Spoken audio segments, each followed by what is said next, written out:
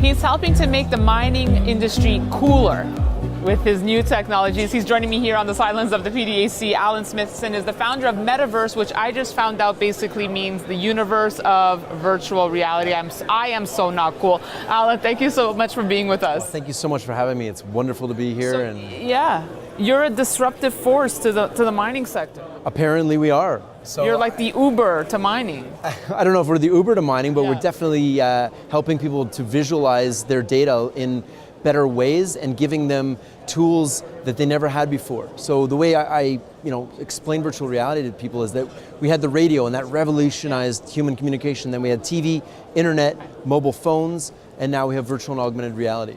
And you have really some big clients, so Adidas, Microsoft, Samsung, to name a few. So what made you think, hey, you know what, my technology could be applied to mining?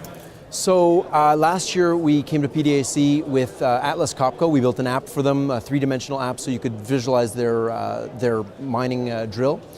And we came here and I looked around and I said, man, nobody is doing virtual reality. And originally we were supposed to do a virtual reality exhibit with Atlas Copco, and this year they have it, which is awesome. They didn't do it with us, but it's fantastic to see the industry that I saw it, and I was like, this is something that could really help these people.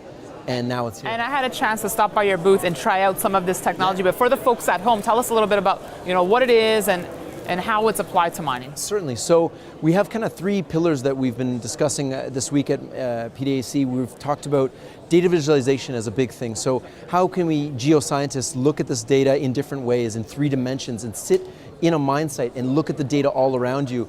And the other thing is then taking that data and transferring it to investors. So how do we show investors or bring investors to a mine site without flying them out there? So virtual tours. Right. So I wear this. Is this the one you're holding? Right? So we have a couple different kinds here. And then the last pillar is industrial safety and training, and being able to put people into training scenarios without having to put them underground. So when you have really expensive equipment that you need to train somebody on, you either have to fly them out or bring the equipment to them. It's very costly. Whereas you could have one VR headset that maybe trains a crane simulator one day. That same setup can be... Do you think you'll get the same type of education? I think it's way better because you're actually doing it. Instead of watching on a 2D screen, you could be checking your phone, you could be just messing around, I click all the yes answers, A, B, C, D, okay, great. This, you actually experience it, and you get to do it, and you get to experience what it is. And one of our friends did a crane training recently, and within 60 minutes of never being on a crane, trained in virtual reality, and they took him from there directly out, and he drove a crane and operated a crane. So when I was wearing this, I actually felt like I was in the mine.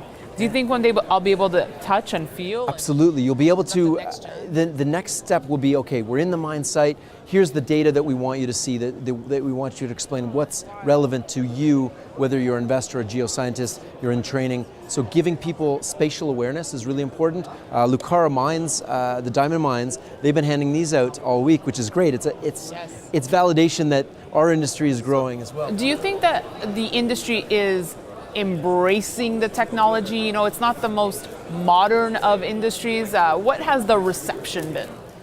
So far, everybody we've talked to, it's like all other industries. You show people what's possible. You say, here's a couple of examples. What do you think? How do you think this applies to your industry? And everybody has some way that they can apply this to their industry. Alan Smithson, the ultimate disruptor. Thank you for joining us on the sidelines of the PDAC, and thanks for watching. We'll have more for you on Kitco.com. Thanks, Alan.